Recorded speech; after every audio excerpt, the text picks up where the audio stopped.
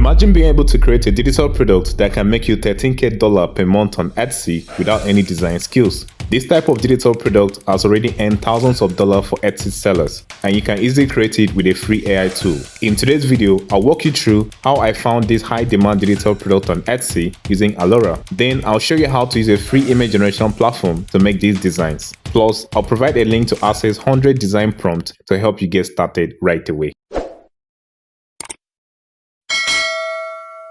However, before we get into designing, it's crucial to discover a product that is crucially selling well to use as inspiration. For this, I'll use Alura keyword research tool to gather insights. I will search for vintage printables, which is one of the design ideas I have in mind. With this search, I can easily identify the performance of listings in this category, including their revenue and monthly sales. However, since vintage printables is a broad niche, which might reduce your chance of selling quickly, we will shift our focus to a sub-niche that can deliver faster sales. As a result of my research, I found this vintage junk journal digital product that caught my attention. Not only does it have lower competition compared to vintage printables, but it also proven to generate a solid amount of revenue. For example, there is an Etsy shop exclusively selling this type of designs, which has generated $800K in total sales. By copying the shop name into Alura Shop Analyzer, I can see it has generated $25K in monthly revenue and over $2 million in total revenue. Below, I can view how much each of their listings generate. For this video, we'll be focusing on Christmas Junk Journal, which is a holiday design people are currently searching for.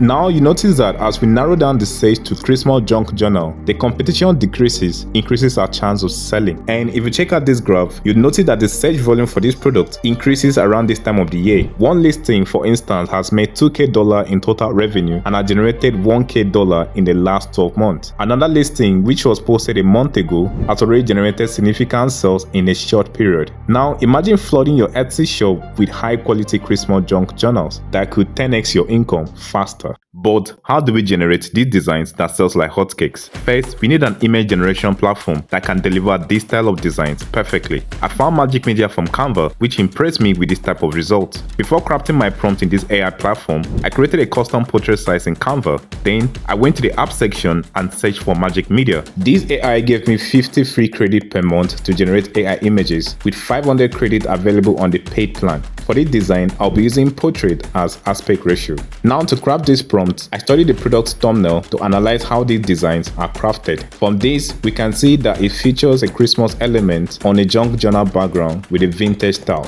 Using this as inspiration, I was able to create my own prompt in the following format. In a junk journal paper, imagine a Santa Claus in a vintage art style. And these were the results I got. Using this same prompt format, I was able to generate another prompt, but this time I added more details to it. Once you are certified with the design, you can select it and scale it to fit the frame and export it as PNG file. But hold on, these are just 2 prompts I've mentioned. Imagine having access to 100 prompts, allowing you to dive straight into this type of business. With these prompts, you can skip the prompt creation process by simply copying and pasting them in an image generation platform. And a special thanks to my Patreon supporters for making this possible. Now that our designs are ready to be uploaded to Etsy, the next step is to create an appealing thumbnail, as it's the first thing potential buyers will see. To get inspiration, I'll refer to the similar listings. First, I'll create an Etsy thumbnail size in Canva. I'll search for a background image and add it as the base. Then, in the elements section, I'll search for a vintage paper, add my design onto it and mesh the two together. Next, I'll duplicate the mesh design to create the look of an open page. Then position it perfectly within the frame to look like this. For the text, I'll use a flat banner design from the elements section and add my text. Just like that, the main thumbnail is ready. For the next thumbnail page, I'll place only 2 design samples. Finally, for the thumbnail video, I'll select my design, choose the animation option, and apply the style that best suits the product.